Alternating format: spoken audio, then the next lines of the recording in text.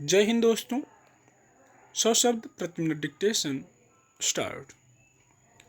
आतंकवाद के वित्त पोषण, चरमपंथी गतिविधियों के लिए उकसाने और प्रशिक्षण देने में कथित रूप से शामिल कट्टरपंथी संगठन पॉपुलर फ्रंट ऑफ इंडिया यानी पीएफआई के ठिकानों पर छापेमारी और 100 से ऊपर लोगों की गिरफ्तारी प्रवर्तन निदेशालय और राष्ट्रीय जांच एजेंसी यानी एनआईए की अब तक की सबसे बड़ी और व्यापक कार्रवाई है। इस छापेमारी में कई चौंकाने वाले तथ्य सामने आए हैं। हैरानी की बात है कि यह संगठन करीब 16 सालों से सक्रिय है और अब तक इस पर शिकंजा कसने की जरूरत क्यों नहीं समझी गई।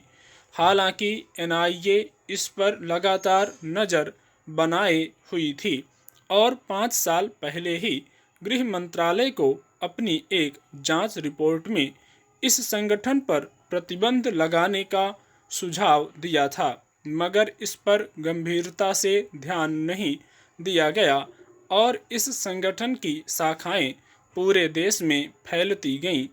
इसका विस्तार सबसे अधिक केरल में बताया जाता है।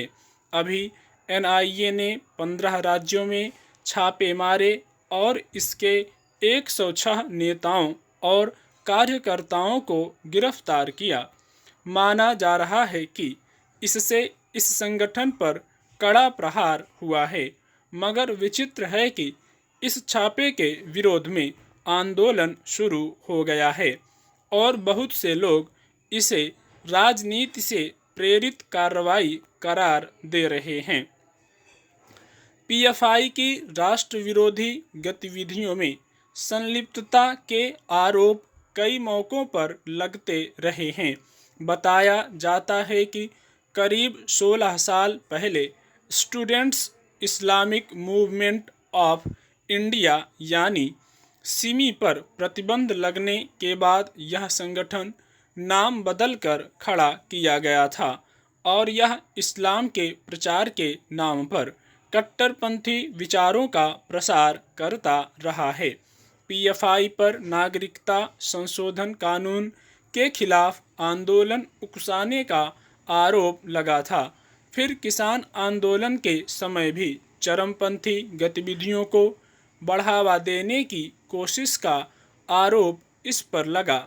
इसके बाद कर्नाटक में हिजाब संबंधी विवाद को हवा देने के पीछे मुख्य रूप से इसी संगठन का हाथ माना जाता रहा है। नूपुर शर्मा के बयान के बाद विभिन्न शहरों में हिंसक आंदोलन भड़काने की जिम्मेदारी भी इसी की मानी जाती है। ताज़ा छापों में कुछ ऐसे लोगों को भी गिरफ्तार बताया जा रहा है जो युवाओं को प्रशिक्षित कर आतंकी गतिविधियों के लिए तैयार कर रहे थे। आतंकवाद से लड़ रहे एक देश के लिए ऐसी गतिविधियां निस्संदेह चिंता का सबब हैं। देर से ही सही इस हकीकत से पर्दा उठना चाहिए कि क्या वास्तव में यह संगठन चरमपंथी गतिविधियों में शामिल रहा है या नहीं। एक लोकतांत्रिक देश में नागरिकों को अपने हकों की लड़ाई के लिए संगठन बनाने और आवाज़ उठाने का अधिकार है, मगर इससे यह हक किसी को नहीं मिल जाता कि वे चरमपंथी रास्ते से अपनी बात मनवाने का प्रयास करें। संवाद ही लोकतंत्र का मूल मंत्र है। अतिवाद को किसी भी रूप में उचित कारगर नहीं दिया जा सकता।